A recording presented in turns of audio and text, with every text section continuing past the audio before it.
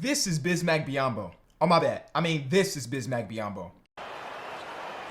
Oh my goodness! And somehow a career 5-point per game scorer convinced the team to give him a 4-year, $72 million contract. We gotta head all the way back to the 2016 NBA playoffs, where the Raptors starting center Jonas Valanciunas suffered a sprained ankle in the middle of their series versus the Miami Heat. And listen, Val was averaging 18 and 13 in that series before he got the sprain, so losing him was a big loss, right? Nah, because the future $72 million man was just waiting for his opportunity. Now, Biyombo had just got to Toronto this season after getting drafted in the lottery and, let's say, not living up to the expectations. So the Raptors are in a Game 7 versus the Miami Heat, and Bismack Biyombo, future $72 million man, anchored that defense and ended the Game 7 with 17 points and 16 rebounds. Sound like fool's gold, right? Out of nowhere, this dude, just a double-double machine. Absolutely not, because that's just the beginning of his run. Because they get to the conference finals where they meet the Cleveland Cavaliers. This is the Cavs that have LeBron, Kyrie Irving,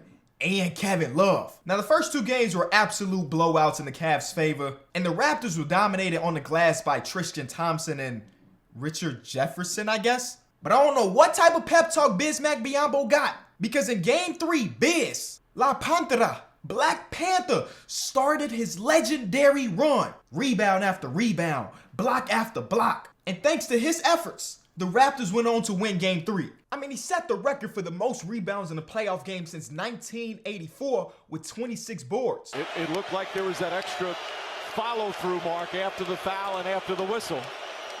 Grabbing the head area. I thought James sold it pretty good. Now, the team that eventually gave Bismack Biyombo that money, the Orlando Magic, had one of the worst front office rankings in all of basketball. We all know that 2016 the cap went up, which means that a lot of teams had a lot of money, and we saw a lot of legendarily bad contracts be given out that year. Now we get over to Game 4, and it's much the same. Busy's getting blocks, he's getting rebounds. The James cuts to the basket, goes at Biyombo! Oh, what a block from Biyombo! Thompson shot block!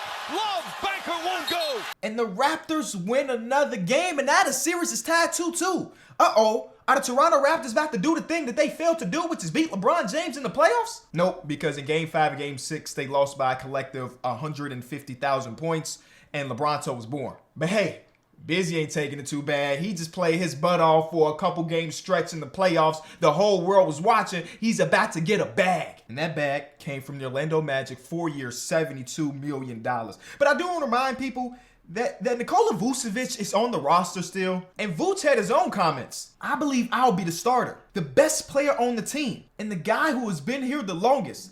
I'm not taking anything away from Bismack. I just believe I should start. It was a very weird offseason for the Orlando Magic. Not only did they give all that money to Bismack Biyombo, but they also traded Domantas Sabonis, who they drafted, and Victor Oladipo to the OKC Thunder for Serge Ibaka. So now the front court is Ibaka, Vucevic, and Bismack? What were they cooking? A 29-win team. That's what they was cooking. This is one of the deals that even in the moment, nobody thought that it was a good idea. And it turned out to be the case because Bismack Biyombo only played 2 seasons there before he was traded for a bag of bones. That just goes to show you, if you have your best performances at the right time, you're going to get paid.